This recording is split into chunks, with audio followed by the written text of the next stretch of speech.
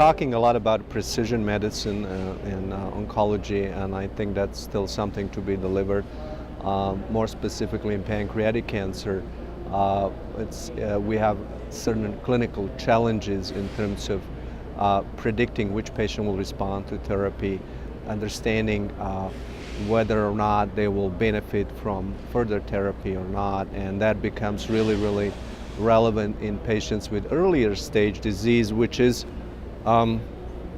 potentially curable and in the neoadjuvant setting. Currently, we don't have ideal serum markers for pancreatic cancer. The one that we're using is CA19-9. It's a protein-based marker and has a long half-life, meaning that we can't really get a timely, real-time assessment of tumor response.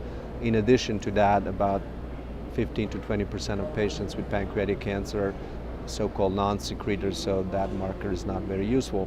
And specifically when you're looking in the short time frame, such as in neoadjuvant setting, when you would like to know if the patient is responding within 3, 4, up to 6 weeks, this marker is not ideal. In addition to that, imaging is also not ideal, and there have been a number of studies showing that the only way to find out if a patient responded is through the surgical exploration. So what is needed is a marker which has a higher specificity and shorter half-life, and I think the copy number instability is, in that setting is very interesting.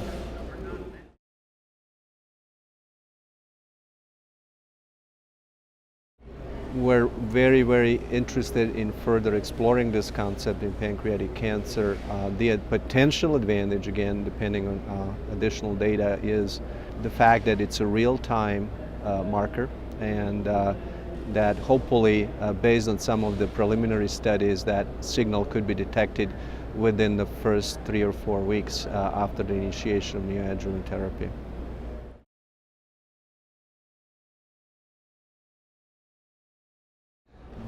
The neoadjuvant concept is really trying to leverage the opportunity to use a highly effective therapy in patients with potentially curable disease to improve the odds of surviving and curing the cancer. In this setting, it's very important to have an early assessment of response, because now we have much broader therapeutic options, including different chemotherapy regimens, chemoradiation, that we can utilize in this setting.